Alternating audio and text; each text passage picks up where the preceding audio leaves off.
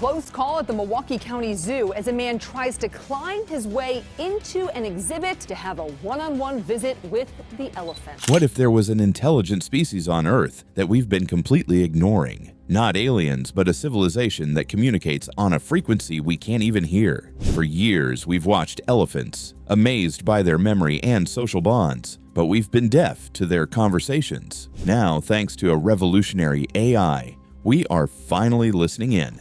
And the very first thing we learned is that they have names for one another. This discovery isn't just about elephants. It's about redefining intelligence itself. So what else have they been saying right under our noses? The answer will stun you. A voice from the savannah. For as long as we've studied them, we've known that elephants are smart. Really smart. They have incredible memories, complex family structures, and even seem to mourn their departed. But we always assumed their communication was, well, basic. A trumpet of anger here, a rumble of greeting there. It's funny when you think about it. We were like tourists in a foreign country who only understood a handful of words, completely oblivious to the deep, meaningful conversations happening all around us. We were listening, but we weren't truly hearing. That all changed with a groundbreaking study published in the year 2024. A team of scientists from places like Colorado State University and Cornell, working with the nonprofit Save the Elephants, decided to point a new kind of ear toward the savannas of Kenya, a powerful artificial intelligence. For over 14 months, they recorded hundreds upon hundreds of elephant rumbles in Amboseli National Park and the Samburu and Buffalo Springs National Reserves. We're talking about 469 specific calls, building on a massive library of sounds stretching all the way back to 1986. These rumbles are the elephant's primary way of talking. And get this for a wow factor. Most of these sounds are so low frequency, they are below the range of human hearing.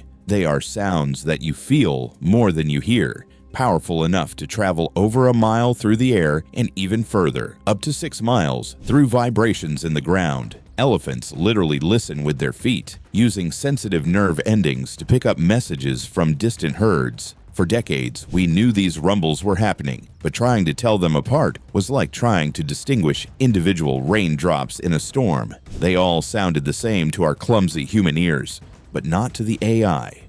The researchers fed all that data, every greeting, every call to a calf, every rumble between old friends, into a sophisticated machine learning model. The goal was simple, yet incredibly ambitious. Could the AI figure out who is being spoken to just by listening to the sound of the call itself? The team suspected elephants might be using something special in their calls, a unique signature for each individual, but the results were beyond anything they could have predicted. The AI began to find patterns. It correctly identified the intended recipient of a call about 28% of the time. Now, that might not sound like a lot, but in scientific terms, it's a home run. Random guessing would only get you it right about 12% of the time. The AI was definitely on to something real. It was hearing a secret hidden in the rumbles. Here's the kicker, the part that truly changes everything. The calls weren't just general greetings. The AI model confirmed that elephants were using specific, unique vocal labels for specific individuals.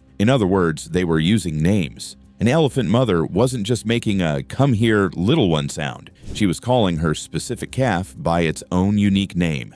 A friend wasn't just rumbling "hello," she was saying "hello, Donatella."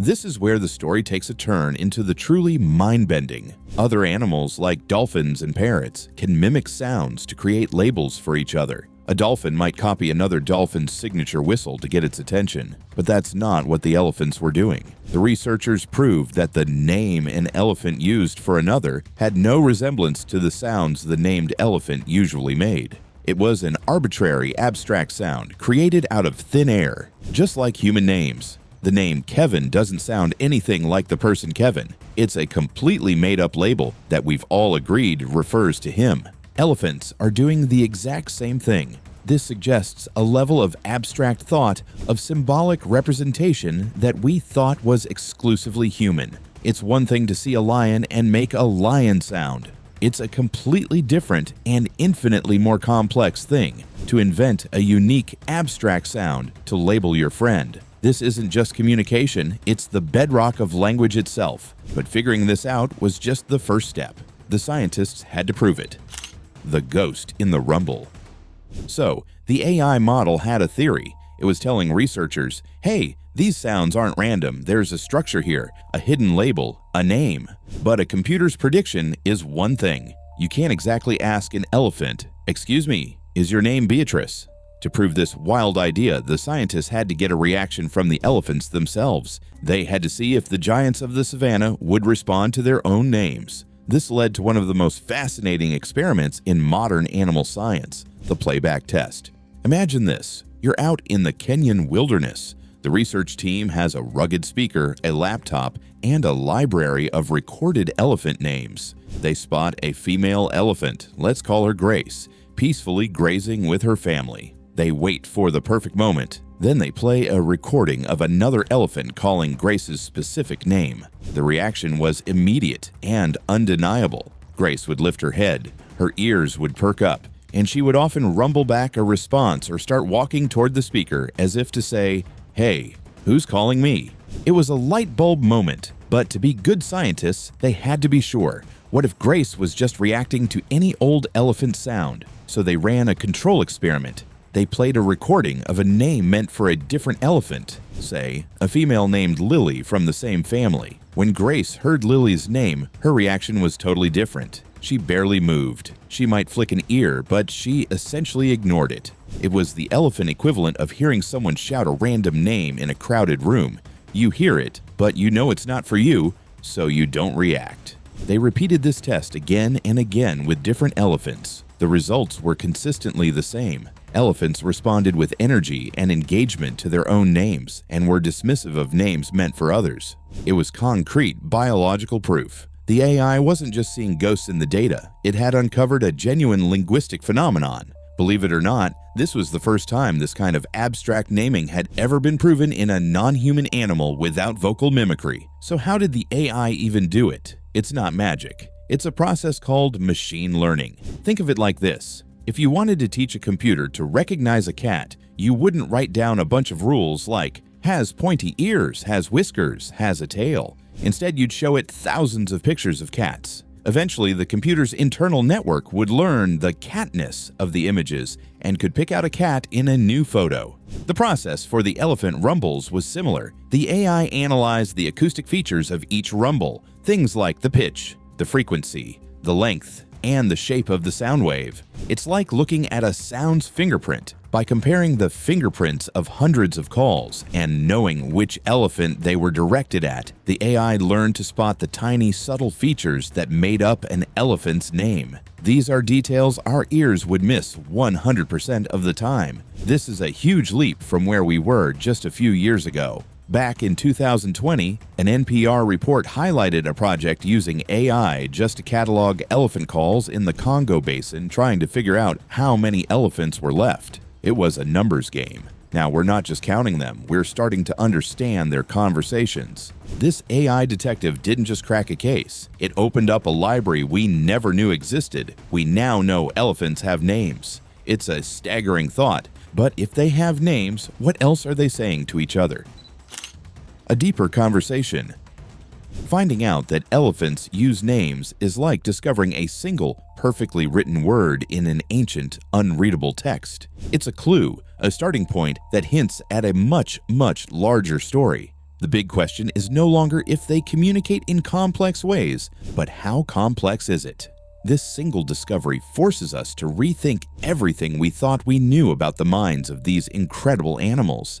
It's not just a party trick. It's a window into an alien yet strangely familiar form of intelligence. Let's put this in perspective. An elephant's brain is massive, weighing around 11 pounds, which is 3 times larger than a human brain. It's packed with a huge number of neurons, especially in the temporal lobes, the part of the brain associated with memory and communication. We've always known about their legendary memory, how they can remember water sources from decades ago, or recognize humans they met only once as a calf. Now it seems that brain power isn't just for remembering places, it's for remembering faces, and more importantly, the names that go with them. Their social lives are as complex as any human society.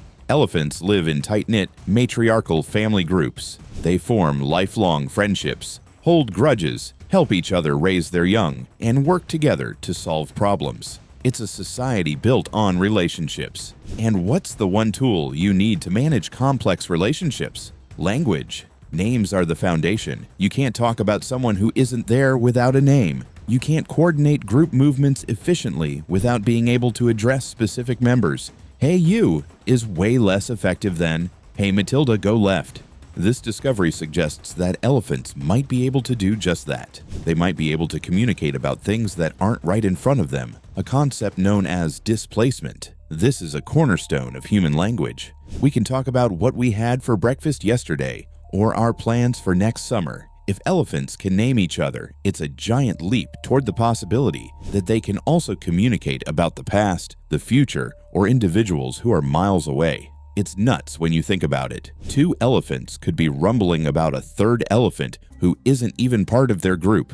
This field of using AI to decode animal communication is exploding. You might have heard of Project SETI, the Cetacean Translation Initiative, which is doing something similar with sperm whales. They're using AI to listen to the complex clicks and codas of whales, hoping to find patterns and maybe even a language. As recently as May 2025, reports showed that new AI models are making huge strides in analyzing dolphin whistles. But the elephant discovery is unique because of that abstract naming ability. It's a different kind of intelligence. This isn't about claiming elephants are as smart as humans. That's the wrong way to look at it. It's about recognizing that there are different kinds of intelligence, and we have been arrogantly assuming ours was the only one that truly mattered. The truth is, we are just one voice in a global choir of consciousness that has been singing for millions of years. For the first time, we're building the technology to finally hear the other singers. We've translated one word. An entire dictionary awaits. But this incredible power to listen in comes with immense responsibility and a dark side we can't ignore. A double-edged sword. Unlocking the language of elephants feels like a monumental win for science and for our connection to the natural world. And in many ways, it is. The potential for good is enormous, especially when it comes to conservation. Elephants are in serious trouble. Their populations have been decimated by poaching and habitat loss. Understanding their language could give us a powerful new set of tools to protect them. Imagine this scenario. A herd of elephants is heading toward a village's crops. This is a major source of human-elephant conflict, which too often ends badly for the elephants. Right now, we use fences, loud noises, or even chili bombs to scare them away. It's crude and stressful. But what if we could broadcast a recording of an elephant matriarch's rumble that specifically means danger or turn back? We could communicate with them on their own terms, using their own language to guide them to safety without causing panic or harm. It would be a revolutionary way to manage these conflicts peacefully. The same technology could be used to fight poaching. Researchers could deploy a network of AI-powered listening devices across national parks. These devices could listen to the elephant social network in real time. If the AI detects a sudden spike in alarm calls or the specific rumble an elephant makes when it encounters a threat, it could instantly alert anti-poaching units, giving them the exact location of the trouble. We could get to them before the poachers do.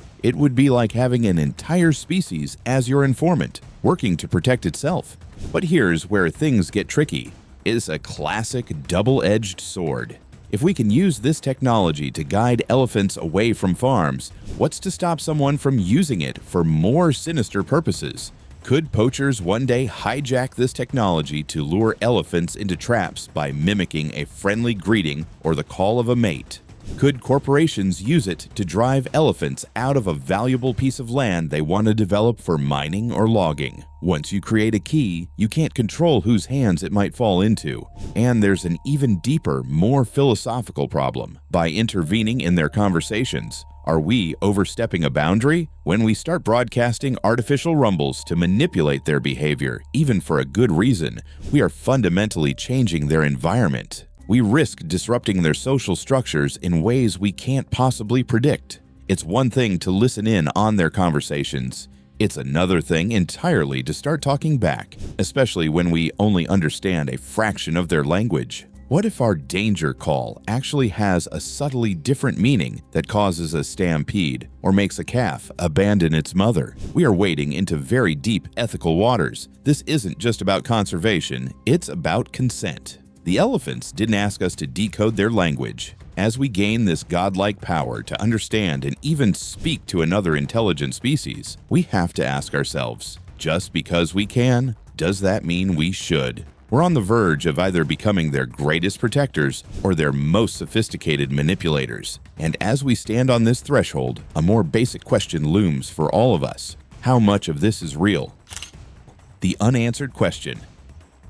So let's get real for a second. It's easy to hear a headline like "Scientists Decode Elephant Language" and immediately picture a scene from a movie. We imagine researchers sitting in a lab, putting on a pair of headphones, and suddenly hearing a wise old elephant matriarch discussing the weather or telling stories about her youth. The reality, though, is a whole lot different, and frankly, a lot more interesting. Does all this happen overnight? An AI flips a switch, and suddenly we're Dr. Dolittle, having full-blown conversations about the meaning of life. The thing is, we're not there yet. Not even in the same ballpark. What this incredible breakthrough has given us is one word. A hugely important, world-changing word, a name. But it's still just the first step on a journey of 1,000 miles. Claiming we can understand elephants now is like an archaeologist finding a single character etched into a stone in a lost city and declaring that they've translated the entire civilization's library. It's a start, an electrifying one, but it's just the beginning. What the science has proven is the capacity for complex language, the existence of a key building block that we, in our human arrogance, thought was uniquely ours. But we're still completely in the dark about the rest of it. We're missing the grammar, the rules that govern how the words are put together. We don't have the syntax, the structure that turns a list of words into a meaningful sentence. Think about it this way. It's one thing to know the words lion, is, and coming. It's another thing entirely to understand the life or death difference between "a lion is coming" and "is a lion coming?" We found the letter A in their alphabet. We have no idea how they form sentences, tell stories, or ask questions. It's also crucial to remember that this wasn't some instant push-button miracle. This discovery wasn't made by an AI working alone in a dark room. It's the result of decades of painstaking, boots-on-the-ground research. It's the product of scientists spending countless thousands of hours bouncing around in jeeps on the hot, dusty savannah, patiently waiting, watching, and recording. They spent years cataloging sounds, matching rumbles to behaviors, and building a massive data set. All before the AI could even get started. The AI is an incredible tool, like a super-powered magnifying glass that can spot patterns invisible to the human eye, but it was a human who had to know where to point it. And here's the biggest question, the one that should keep us all up at night. Are we missing a key detail? Is our very human way of thinking, our human-centric view of language, blinding us to the true nature of what they're doing? We call them names because that's the closest and most relatable concept we have. But what if it's something so much more complex? A single rumble from an elephant is a profoundly rich signal. It travels through the air, but it also sends vibrations deep into the ground, messages that other elephants can feel with their feet from miles away. What if the sound we hear is just one layer of the message? What if the vibration in the ground adds a second layer of meaning?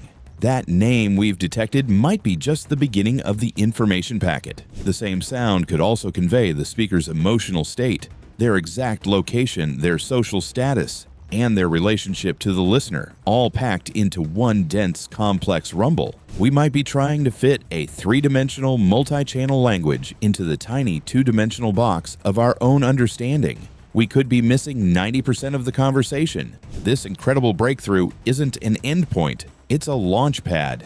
It opens up a universe of new questions that will drive research for the next generation. How are these names created? Is there a ceremony? Who gets to name a baby elephant? The mother, the matriarch? Do names ever change? And most importantly, what else are they talking about? Do they have words for the sun, the moon, the rain? Do they tell their children stories of the great drought, passing down ancestral knowledge? These are the mysteries we can now begin to explore. We are standing at the edge of a great unknown, armed with new tools and a newfound and much-needed sense of humility about our own place in the animal kingdom. The language of elephants is a testament to an intelligence that has evolved in parallel to our own, a complex mind hidden in plain sight. We just had to learn how to listen. We've cracked the door open to an ancient conversation, but if we can truly understand them, does that mean they deserve the same rights as us?